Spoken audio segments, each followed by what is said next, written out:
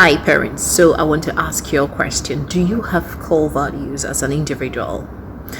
Married men, married women, do you have core values? Do your children know the core values of the family, of your family? Have you, in clear terms, effectively communicated the core values of your family to your children? You see, I find that peer pressure, especially among children or among teenagers, it's so strong, or your child can be influenced by his or her peers when they are not sure of who they are. But when they understand who they are through the core values, you communicate to them, you find out that peer pressure won't just be a big deal for them. And peer pressure is not age restricted. It's not just for, it doesn't just affect teenagers, it affects all humans, age regardless. Because even as an adult, people are still struggling with peer pressure. Yeah, when you begin to say, oh, my mates are doing this, my mates are doing that, my mates. But if you understand who you are, if you know who you are, peer pressure's got nothing on you. Yes, if you know who you are, if you have an understanding of who you are, peer pressure won't have anything on you. So do you know who you are? Because for you to be affected by peer pressure, it's an indication that you're not sure of your identity. If you know who you are, you're not going to be put under pressure. You're not going to let peer pressure get you to do things that you don't want to do. So several years ago, when I was working in the radio station, there was a program I wanted to present. So I had to do some research about tattoo. And within that period, I was trying to gather materials and information about tattoo. I met this young girl who was roughly maybe in her I think she was 17 or 18 years old. So I saw her, and then I saw a tattoo on her, I think right hand or so, around her wrist. And I asked her why, she got a tattoo. She said all her friends have tattoos.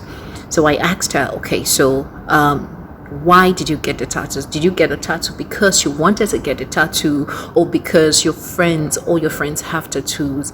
And she said, well, she felt like she was the odd person among her friends, and she had to get one. So she wanted to be accepted, she wanted to feel belong, she wanted to belong. So she had to go get a tattoo. So I asked her some open-ended questions. Okay, so do you really like tattoo? And she said no. So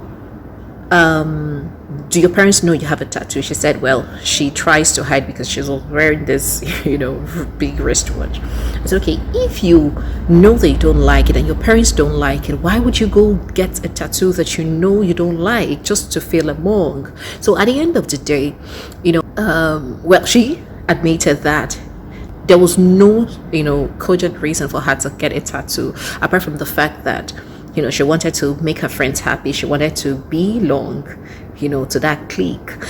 But this is what I see. A lot of people do certain things because their mates are doing it, or because their friends are doing it, not because they want to do that. And this is where identity comes in.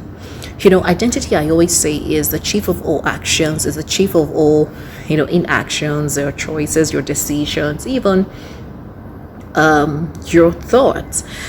Because when you know who you are, when I talk about who you are, your essence, you know who you are, your source, there are certain things you're not going to accept. You're not going to stand or fall for everything and anything.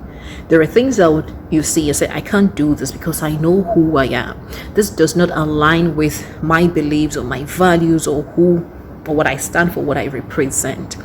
And this is why it's important for you to understand who you are, to have an understanding of who you are, so that you're able to stand for something, not just fall for anything, not being tossed east, west, north, south. Because if you don't stand for something, you'll fall for everything and anything. It's important that you understand who you are. Have a clear understanding of your identity. Who are you? Whose are you? Who do you belong to? There is a saying that you are servant to who you obey. So whoever makes you do what you do, you are servant to that person. And when I talk about your identity, I'm talking about God Almighty. So if it's God that motivates your actions, that motivates your decisions, that all is behind your decisions, your actions, your inactions, then God is your source. God is the source of your identity. And you don't need to join the crowd just to become part of the crowd. It's always good for you to set yourself apart. It's always good for you to be. It's not unfashionable to you be odd person. The fact that 1,000 or 1,000,000 people are doing something does not make it right. The fact that 20 million people in the world are doing it. I've had cases where people say, Uche, you don't do this. You don't do what other girls are doing. I say, my name is not other girls. My name is Uchenna. So I can't do what other girls are doing because I'm not other girls. So you need to set yourself apart from the crowd. You don't have to follow the crowd to do what they are doing. All right? I hope this blesses you and you pick some, learnings from this video. All right, take care and have a beautiful day. Bye.